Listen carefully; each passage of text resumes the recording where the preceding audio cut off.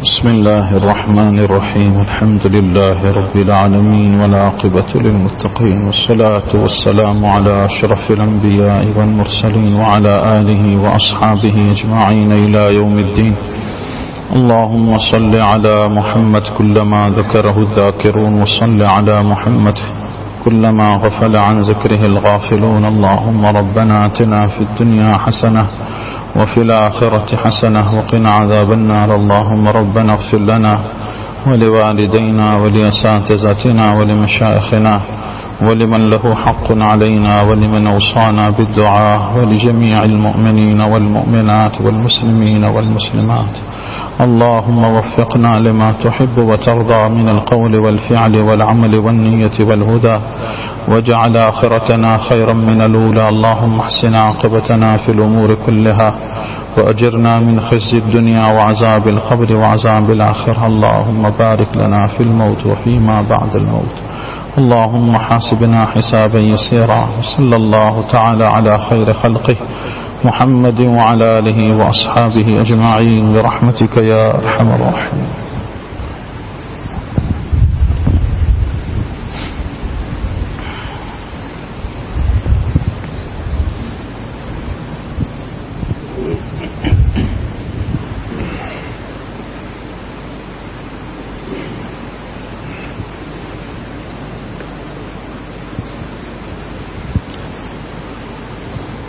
الحمد لله رب العالمين والعاقبة للمتقين، والصلاة والسلام على أشرف الأنبياء والمرسلين وعلى آله وأصحابه أجمعين إلى يوم الدين. أما بعد، فأعوذ بالله من الشيطان الرجيم. بسم الله الرحمن الرحيم.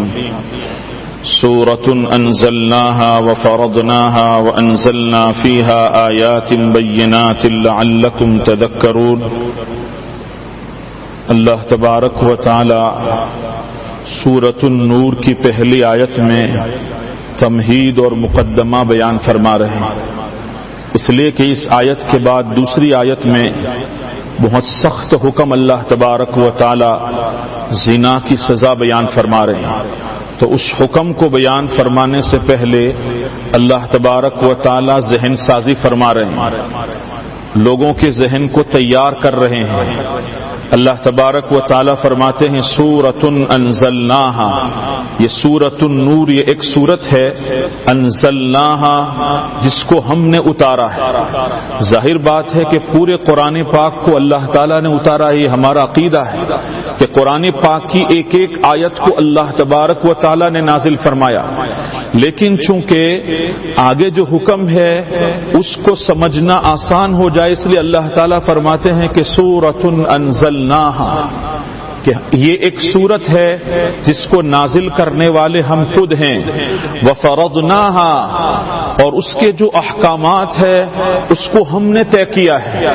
کوئی دوسرا ان احکامات اور مسائل کو طے نہیں کر سکتا، اور کوئی ان احکامات اور جو ہے شریعت کے قواعد اور ضوابط میں کوئی چینجنگ نہیں کر سکتا. وفرضناہا، ان تمام احکامات کو بنانے والے اور مقرر کرنے والے اللہ تبارک و تعالی خود ہیں.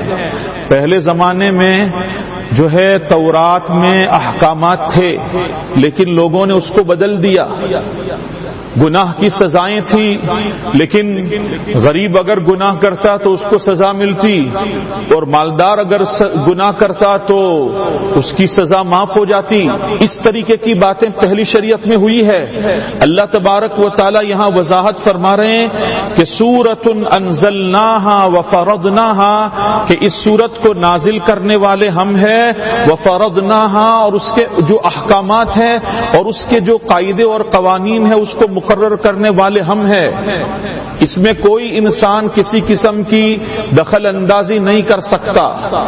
مالدار گناہ کرے گا تو بھی اس کو سزا ملے گی، غریب گناہ کرے گا تو بھی اس کو سزا ملے گی. اللہ کے احکامات سب کے لیے برابر ہیں. وفرضناہا کا یہ مطلب ہے کہ اپنا ذہن تیار کر لو کہ یہ اللہ تعالیٰ نے یہ لو اور قوانین بنائے ہیں. وفرضناہا کا ایک مطلب مفسرین نے لکھا ہے کہ اس کا مطلب ہے مسلم پرسنل لا، یعنی مسلمانوں کے اپنے پرسنل قواعد اور اصول جو شریعت میں بیان کیے گئے۔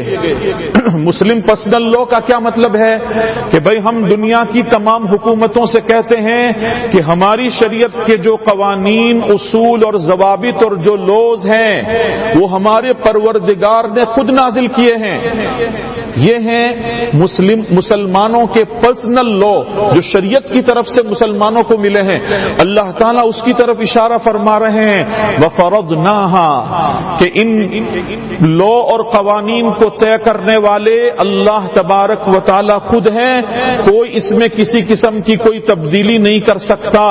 وَأَنزَلْنَا فِيهَا آيَاتٍ بَيِّنَاتٍ، اور اللہ تبارک و تعالیٰ فرماتے ہیں کہ ہم نے اس صورت میں کھلے کھلے اوپن احکامات اور اوپن باتیں بیان کی ہے۔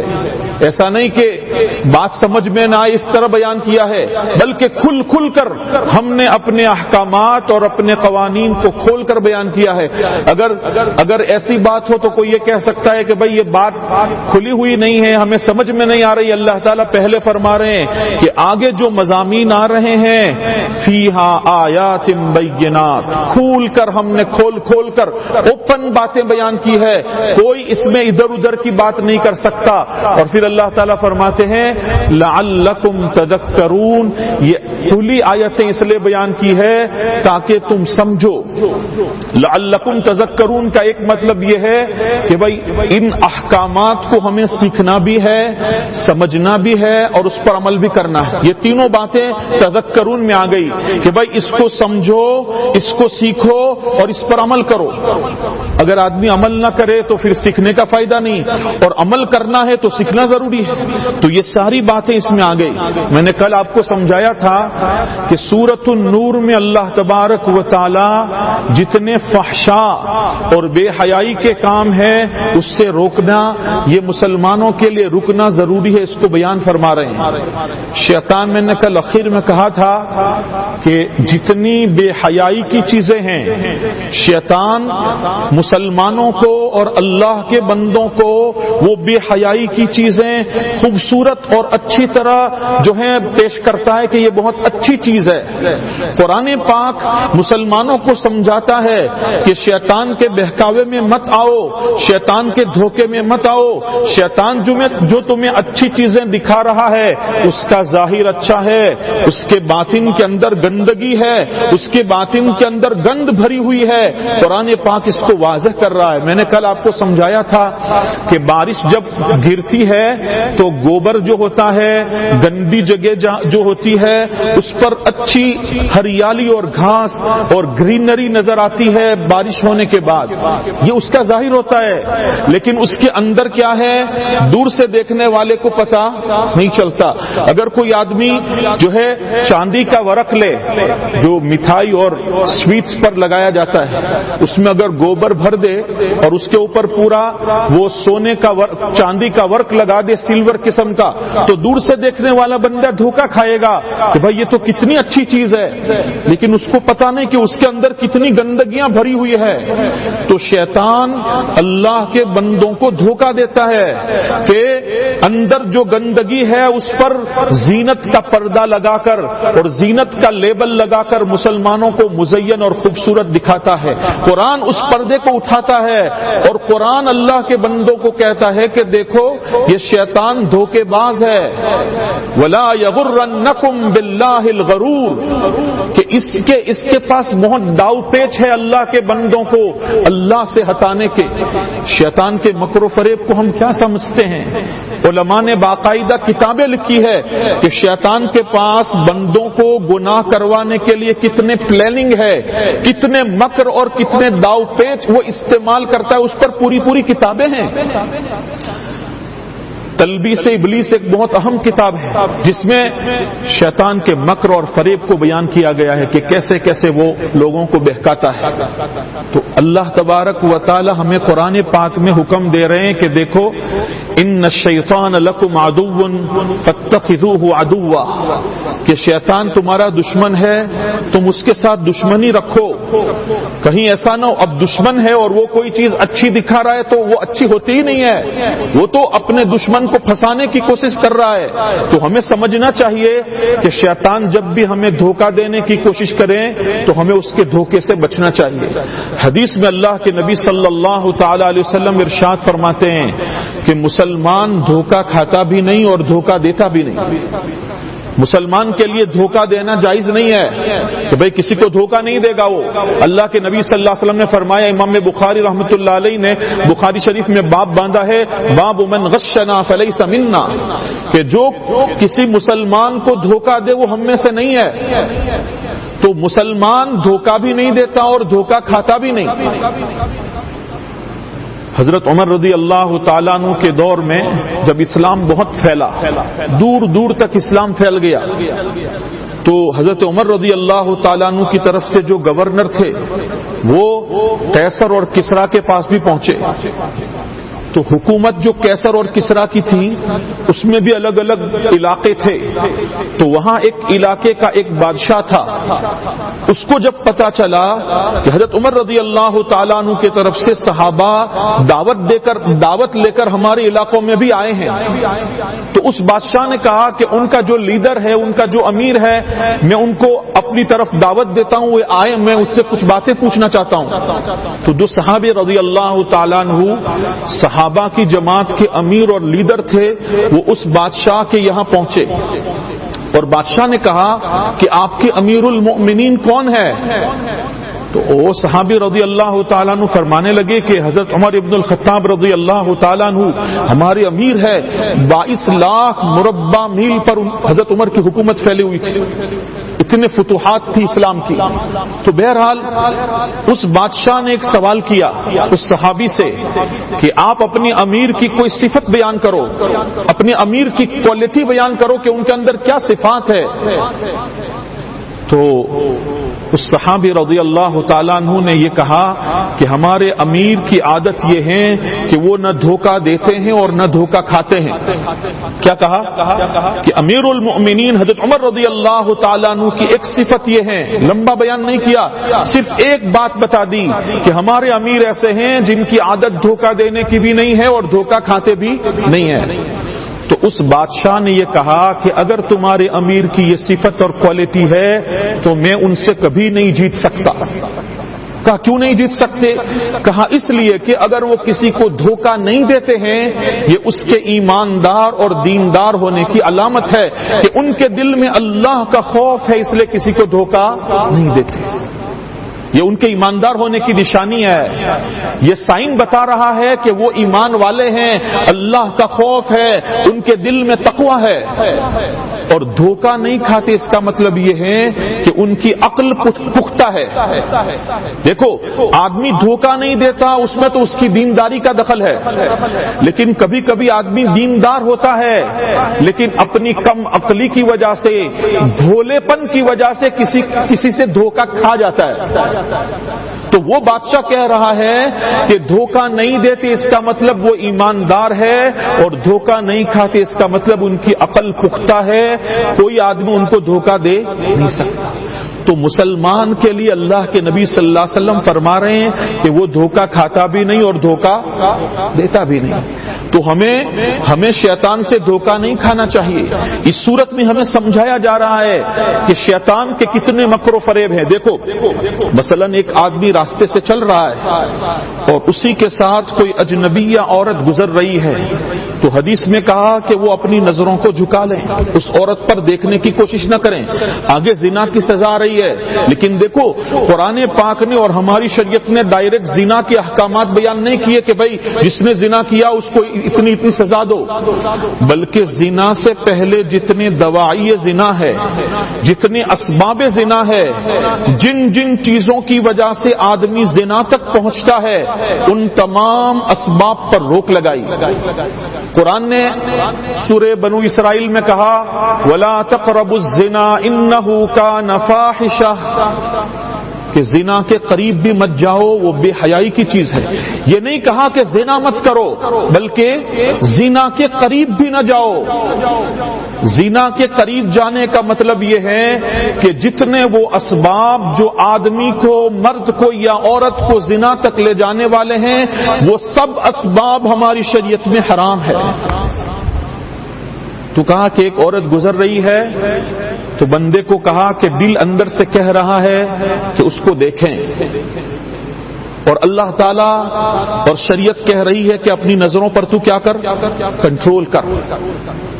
اب آج کے دور میں زمانہ تھوڑا آگے ہے، لیٹسٹ زمانہ ہے، تو راستہ چلتے ہوئے نظر نہیں آتی عورتیں، صرف آدمی کمرے میں بیٹھا ہے، اس کے پاس سیل فون ہے، اور اپنے سیل فون کے ذریعہ وہ جو دیکھنا چاہے دیکھ سکتا ہے۔ سب سے زیادہ تیزی کے ساتھ گناہ کروانے کا یہ آلہ اور ہتھیار اور ویپن جو شیطان کو آج ملا ہے، پہلے کبھی نہیں ملا۔ سپیڈ کے ساتھ وہ گناہ کراتا ہے، اتنی سپیڈ کے ساتھ پہلے گناہ نہیں ہوتے تھے۔ تو شریعت یہ کہتی ہے کہ بھائی تو کمرے میں اکیلا ہے، جو دیکھنا چاہے دیکھ سکتا ہے، لیکن اپنی نظروں کو تجھے کنٹرول کرنا ہے اللہ کے لیے۔ تو پھر کیا ہوگا؟ اللہ تعالیٰ تجھے ایمان کی حلاوت دیں گے۔ کیا ملے گا؟ ایمان کی حلاوت۔ ایمان کی حلاوت جیسے کھانوں کی لذتیں ہیں، پینے کی لذتیں ہیں، اسی طریقے سے گناہ کی ہم لذت کہتے ہیں، وہ لذتیں ہیں، اسی طریقے سے ایمان کی بھی ایک لذت اور حلاوت ہے جو آدمی کو اس کے دل میں ملتی ہے۔ ایک بزرگ سے کسی نے پوچھا کہ بھائی اپنی نظر کی حفاظت کرنا، اجنبیہ سے اپنی نظر کو بچانا، یہ اتنا بڑا کام تو نہیں ہے، لیکن اس کے بدلے میں اتنا بڑا انعام کیوں مل رہا ہے کہ آدمی کے دل میں ایمان کی حلاوت اور ایمان کا مٹھاس معلوم ہوتا ہے؟ تو اس بزرگ نے اچھا جواب دیا کہ دیکھو، آدمی کے پورے بدن کا سردار اس کا دل ہے، اور بد نظری میں دل کا تقاضا ہوتا ہے کہ وہ کسی عورت کو دیکھیں، جب نہیں دیکھتا تو اس کا دل ٹوٹتا ہے نا، اس کا دل ٹوٹتا ہے۔ اور ظاہر بات ہے کہ بدن کے اعضاء میں دل یہ سب کا سردار ہے۔ تو بھائی دنیا میں کتنے لوگ کام کرتے ہیں، عام مزدور کی تنخواہ الگ ہے، اس کا بدلہ الگ ہے، اس سے اوپر کے لوگوں کی الگ ہے، اس سے اوپر کے لوگوں کی الگ ہے، اور بادشاہ کی سیلری بادشاہ جیسی ہوتی ہے کہ بھائی وہ کنگ ہے، اس کو کتنی سیلری ملے گی تھوڑے ٹائم میں۔ تو یہ دل پورے اعضائے بدن اور باڈی پارٹس کا کیا ہے، کنگ ہے۔ اس نے کوئی کام کیا تو اس کا بدلہ بڑا ملنا چاہیے۔ اس نے اجنبیہ پر نظر نہ ڈال کر اس جو ہے دل کو ٹوٹنا پڑا نا، تو اس کی وجہ سے اتنی بڑی چیز کے ایمان کی حلاوت ملتی ہے۔ تو اللہ تبارک و تعالی آدمی کو جب نظریں جھکاتا ہے تو دل میں ایمان کی حلاوت دیتے ہیں۔ اس بزرگ نے آگے سمجھایا کہ دیکھو، کباب دیکھیے آپ نے، کیمی اور گوشت کی کباب بنتی ہے، جب اس کو پکایا نہیں جاتا تو وہ ذائقہ نہیں ہوتا، اس میں بد ذائقہ ہے، آدمی کو کچی کباب اچھی نہیں لگے گی، لیکن آپ اس کو تھوڑی سی آنچ پر رکھو، اس میں تھوڑا تیل ڈالو تو پھر کیسے خوشبو نکلتی ہے۔ تو کہا کہ اللہ تبارک و تعالیٰ کی شریعت پر عمل کرنے سے کہ بھائی اجنبیہ جا رہی ہے، دل کہہ رہا ہے دیکھیں، لیکن تو جھکائے گا تو دل پر آنچ لگے گی اور پھر اس میں سے نور پیدا ہوگا، اللہ تبارک و تعالیٰ کا نور اس دل میں آئے گا۔ تو بزرگوں ہمارے مشائخ لکھتے ہیں کہ ہماری یہ دو آنکھیں یہ ہمارے قلب اور دل کی ونڈو ہے، کیا ہے، کھڑکی ہے۔ جو آدمی دیکھتا ہے وہ آنکھوں کے راستے سے دل میں اترتا ہے۔ آگے اسی صورت میں آ رہا ہے اللہ نور السماوات والارض، اللہ کا نور۔ تو جب آدمی بد نظری کرتا ہے تو اس کا وبال آنکھوں کے راستے سے دل میں اترتا ہے۔ تو ہمیں کہا گیا کہ بھائی اپنی نظروں کی حفاظت کرو۔ اس صورت میں اللہ تبارک و تعالی فیہا آیات بینات لعلکم تذکرون کہ اس میں کھلے کھلے احکامات ہم بیان کر رہے ہیں، اور یہ ہمارے بیان کیے ہوئے ہیں، اور اللہ تعالیٰ فرما رہے ہیں لعلکم تذکرون تاکہ تم سیکھو بھی، سمجھو بھی اور عمل بھی کرو۔ ایک آدمی سیکھ گیا اور سمجھ گیا لیکن عمل نہیں کرتا تو پھر فائدہ کوئی نہیں ہے۔ بھائی آپ اگر گاڑی چلا رہے ہیں اور آپ کو معلوم ہے کہ روبٹ پر آپ جائیں گے تو اگر ریڈ لائٹ ہے، لال بتی ہے تو آپ کو وہاں ٹھہرنا ہے، اور گرین لائٹ ہے تو آپ جا سکتے ہیں، یہ آپ کا نالج ہے اور آپ جانتے ہیں ٹریفک کا یہ اصول اور قاعدہ اور لو ہے، آپ جانتے ہیں۔ اب آپ جا رہے ہیں، دیکھا ریڈ لائٹ ہے، آپ نہیں ٹھہرے اور جا رہے ہیں، آگے چل کر ٹریفک ڈپارٹمنٹ کے لوگوں نے آپ کو روک لیا اور وہ آپ کے لیے فائن بنا رہے ہیں کہ بھئی آپ کو اتنے پیسے فائن دینا پڑے گا۔ اب آپ یہ کہو کہ بھئی مجھے معلوم ہے، میں جانتا ہوں کہ ریڈ لائٹ ہو تو میں نہیں جا سکتا، تو بھئی وہ کہے گا کہ آپ جانتے ہو لیکن پھر بھی آپ نے جان کر بھی وہ کام کیا جو نہ جاننے والا کرتا ہے، تو آپ کے جاننے کا کوئی فائدہ ہوا؟ اللہ تعالیٰ یہاں سمجھا رہے ہیں لعلکم تذکرون، یہ کھلے کھلے احکامات ہیں شریعت کے، سیکھو سمجھو تاکہ تم عمل کر سکو۔ تذکرون میں ساری باتیں آ گئی۔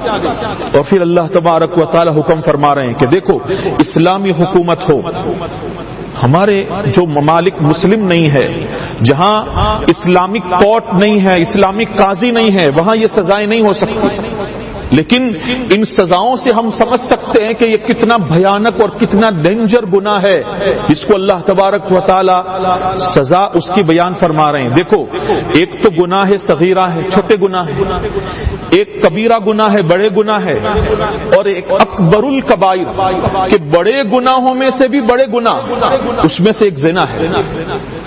چھوٹا گناہ وہ صغیرہ ہے، کبیرہ گناہ وہ بڑا ہے، اور اکبر الکبائر بڑے گناہوں میں سے بھی بڑا گناہ وہ زنا ہے۔ اللہ تعالیٰ اس گناہ کے لیے فرما رہے ہیں الزانیۃ والزانی فاجلدوا کل واحد منہما 100 جلدہ، کہ زنا کرنے والی عورت اور زنا کرنے والا مرد، فاجلدوا کل واحد منہما، تم ان دونوں میں سے ہر ایک کو 100 کورے مارو۔ یہ اسلام کی سزا ہے، اچھی طرح سمجھو۔ اب زنا کرنے والے مرد اور عورت ایک تو وہ ہوں گے جو غیر شادی شدہ ہے، جن کی ابھی شادی نہیں ہوئی، اور ایک تو وہ ہیں جن کی شادی ہو گئی ہے۔ اور کبھی ایسا ہوگا کہ زنا کرنے والوں کا زنا پروف ہو گیا، کورٹ اسلامک عدالت میں پروف ہو گیا کہ انہوں نے زنا کیا ہے، تو ایک مرد ہوگا وہ شادی شدہ ہے، عورت غیر شادی شدہ ہے، یا اس سے الٹا ہوگا، تو تینوں کی سزائیں اسلامی حکومت میں الگ الگ ہوگی کہ بھئی دیکھو اگر دونوں کی شادی نہیں ہوئی ہے تو مجمع کے سامنے، لوگوں کے سامنے ان کو میدان میں بلا کر 100 کورے مارے جائیں گے، مرد کو بھی اور عورت کو بھی۔ اتنا خطرناک گناہ ہے، اتنا خطرناک گناہ ہے کہ بھائی مرد کو بھی 100 کورے مارو اور عورت کو بھی 100 کورے مارو۔ اور اگر دونوں شادی شدہ ہیں اور پھر بھی یہ کام کیا ہے تو ان کی سزا ڈبل ہے۔ کیا کہ بھائی مجمع کے سامنے ان کو کھڑا کیا جائے اور پورا مجمع ان کو سنسار اور رجم کریں۔ رجم عربی میں کہتے ہیں پتھر مار مار کر ان کو مار دو، یہ ان کی سزا ہے۔ اور اگر ایسا ہے کہ زانیہ اور زانی میں ایک شادی شدہ ہے ایک غیر شادی شدہ ہے، تو جو شادی شدہ ہے اس کو رجم کرو، غیر شادی شدہ کو کیا مارو؟ کورے مارو۔ یہ اسلام کی سزا ہے۔ اور پھر اللہ تعالیٰ آگے فرما رہے ہیں وَلَا تَأْخُذْكُمْ بِهِمَا رَأْفَةٌ فِي دِينِ اللَّهِ إِن كُنتُمْ تُؤْمِنُونَ بِاللَّهِ وَالْيَوْمِ الْآخِرِ، کہ ان دونوں کو سزا دیتے ہوئے تم کو ان پر رحم نہیں آنا چاہیے۔ وَلَا تَأْخُذْكُمْ بِهِمَا رَأْفَةٌ فِي دِينِ اللَّهِ، کہ اللہ کا حکم اور شریعت کا حکم پورا کرتے ہوئے تمہیں ان دونوں پر رحم نہیں آنا چاہیے۔ یہ ایک بات ہو گئی۔ اور پھر آگے اللہ فرما رہے ہیں اور یہ کہا کہ اگر تم قیامت پر ایمان رکھتے ہو، آخرت پر ایمان رکھتے ہو، تو اللہ تبارک و تعالی کا حکم پورا کرنے میں تمہیں کسی مخلوق کی پرواہ کرنے کی ضرورت نہیں ہے۔ اور پھر فرمایا وَلْيَشْهَدْ عَذَابَهُمَا طَائِفَةٌ مِّنَ الْمُؤْمِنِينَ، ان دونوں کو جب سزا دی جائے تو مومنین کی ایک جماعت وہاں حاضر رہے تاکہ عبرت ہو، تاکہ عبرت ہو. دیکھو ایک لوگ تو وہ ہوتے ہیں کہ بھائی جن کو مار کر ہی سزا ہو جاتی ہے. کسی کا نفس ایسا ہوتا ہے جس میں بہیمیت اور حیوانیت کا غلبہ ہو. علماء نے لکھا ہے کہ جیسے گائے بھینس اس قسم کے جو جانور ہوتے ہیں ان کو سزا دینے کے لیے کیا کیا جاتا ہے؟ مارا جاتا ہے. تو بعض انسانوں میں بہیمیت اور جو ہے حیوانیت غالب ہوتی ہے تو ان کو مار کر ان کے نفس کی اصلاح ہو جاتی ہے. اور بعض نفس ایسے ہوتے ہیں جن میں حب جاہ کا غلبہ ہوتا ہے, اپنی عزت ان کو زیادہ محبوب ہوتی ہے. تو جب لوگوں کے سامنے مارا جائے گا تو مار سے جن کی اصلاح ہوتی ہے وہ مار سے سدھر جائیں گے, اور جن کی اصلاح مار سے نہیں ہوگی, جن کا نفس اندر سے عزت والا ہے, جب لوگوں کے سامنے گناہ کی وجہ سے ذلیل ہوں گے تو ان کی اصلاح ہو جائے گی. اس لیے دونوں چیزیں ہیں. اللہ تبارک و تعالی نے اس آیت شریفہ میں ایک دو باتیں سمجھو آج کے لیے. اللہ تبارک و تعالی نے قرآن پاک میں جتنے احکامات نازل فرمائے ہیں اس میں اگر وہ حکم مرد اور عورت کے لیے ایک ہی ہو تو اللہ تعالیٰ نے عورت کا کوئی الگ تذکرہ نہیں کیا. مثلا یا ایھا الذین آمنوا کہا تو اس میں مرد بھی آ گئے اور عورتیں بھی آ گئی. اقیموا الصلاۃ کہا تو وہی نماز پڑھنی ہے کن کو؟ مردوں کو بھی, اور الگ سے عورتوں کو نہیں کہا کہ عورتیں بھی نماز پڑھیں. آتوا الزکاۃ کہا تو زکوٰۃ اگر مرد پر فرض ہے تو وہ بھی دے گا, عورت پر فرض ہے تو بھی دے گی. اس میں الگ سے کوئی صیغہ استعمال نہیں ہوا ہے. یہ قرآن کا اسلوب ہے. اور ایسا کیوں ہے کہ دیکھو عرب حضرات اپنی مجلسوں میں کسی عورت کا تذکرہ یہ مناسب نہیں سمجھتے تھے, یہ معیوب تھا. جیسے عرب کے یہاں عورتوں کا گھر سے باہر نکلنا یہ تو بہت دور کی بات, لیکن مجلس میں بیٹھ کر عورت کا تذکرہ یہ بھی ایک عیب کی چیز تھی کہ بھائی عورت کی بات نہیں کر سکتے, وہ تو چھپنے کی چیز ہے, لہذا اس کا تذکرہ اس کا نام بھی ہم چھپائیں گے. آپ پورا قرآن پڑھو, پورے قرآن میں حضرت مریم علیہ السلام کے علاوہ کسی عورت کا نام نہیں ملے گا, کسی عورت کا نہیں. اور وہ مریم علیہ السلام کا نام بہت ضروری تھا. حضرت عیسیٰ علیہ السلام کو اللہ تعالیٰ نے اپنی قدرت سے بغیر باپ کے پیدا کیا تھا, اس لیے اللہ تعالیٰ نے بدرجہ مجبوری حضرت مریم کا نام لیا ہے. باقی کسی عورت کا نام پورے قرآن میں نہیں ملے گا. یہ عورت چھپنے کی چیز ہے, چھپانے کی چیز ہے, اس کی طرف اشارہ ہے. اس لیے قرآن میں جب بھی اللہ تعالیٰ کوئی حکم دیتے ہیں تو مرد کا حکم ہے اور عورت کو وہی کام کرنا ہے, تو عورت کے لیے الگ سے گا نہیں کہ بھائی آپ بھی نماز پڑھو, آپ بھی روزہ رکھو, آپ بھی زکوٰۃ دو, سب اس میں آ گیا. اور عرب حضرات بھی عورت کا تذکرہ پسند نہیں فرماتے تھے. اسی لیے اگر آپ صحابیات اور صحابہ اور تابعین کی سوانح کرو تو زیادہ تر عورتوں کا تذکرہ نہیں ملے گا. مردوں کا تذکرہ زیادہ ہے, عورتوں کا تذکرہ بہت کم ہے, کہ اس وجہ سے کہ ان کی مجلسوں میں عورتوں کا تذکرہ یہ ایک عیب کی بات تھی. تو اللہ تبارک و تعالیٰ نے زیادہ تر قرآن پاک میں عورت کا تذکرہ نہیں کیا. لیکن اس آیت میں سزا دونوں کی ایک ہی ہے. مرد کے لیے بھی 100 کورے ہیں اور عورت کے لیے بھی 100 کورے ہیں.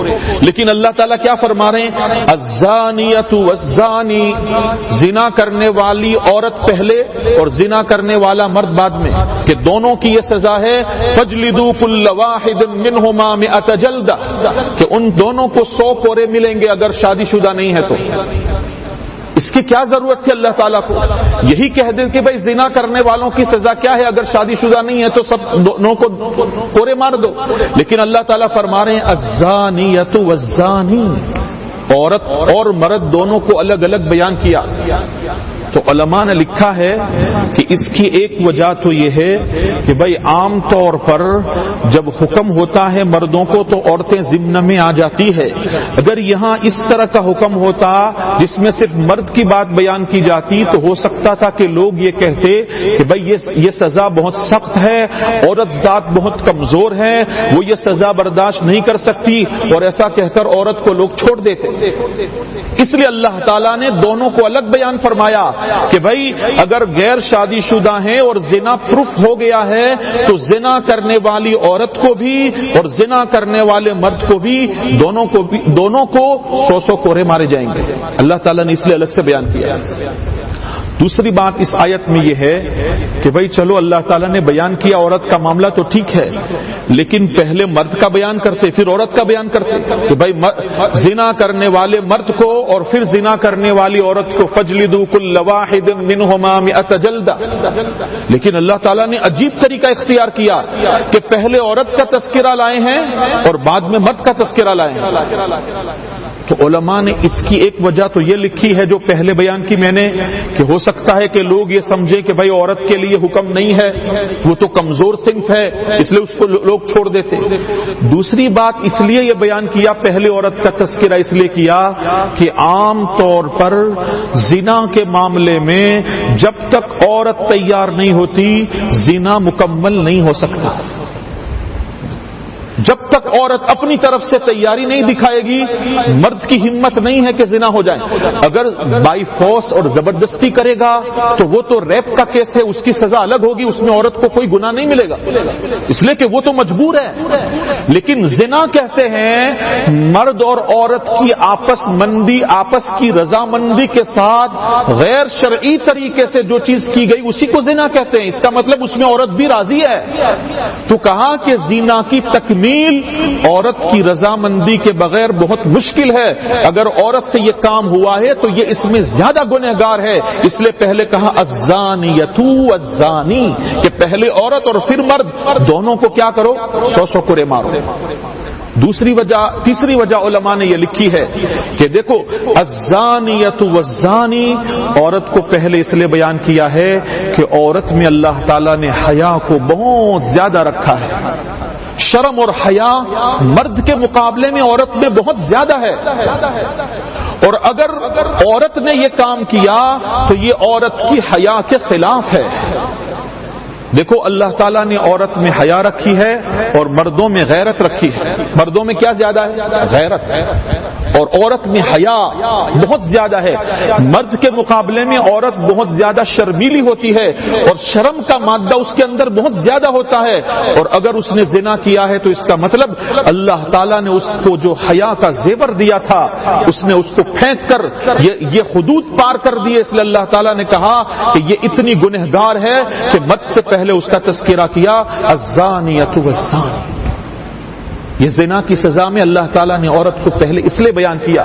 تو بزرگوں ان آیتوں میں اللہ تبارک و تعالیٰ یہ سمجھانا چاہتے ہیں کہ اگر معاشرے اور سوسائٹی میں اگر عفت اور پاک دامنی ہوگی تو لوگ سکون کے ساتھ زندگی گزاریں گے. تو اگر عفت اور پاک دامنی نہیں ہے تو جیسے جانور جس طرح جہاں چاہیں جیسے چاہیں اپنی شہوت پوری کرتے ہیں، معاشرہ اسی طرح جہاں چاہے جیسے چاہے شہوت پوری کرے گا. اسلام نے ایک پاکیزہ معاشرہ اور پاکیزہ سوسائٹی کا ایک سسٹم رکھا ہے. اس لیے زنا کی اتنی خطرناک سزا ہے کہ بھائی ان دونوں کو لوگوں کے سامنے اگر غیر شادی شدہ ہے تو 100 کوڑے مارو، شادی شدہ ہے تو سنسار کرو.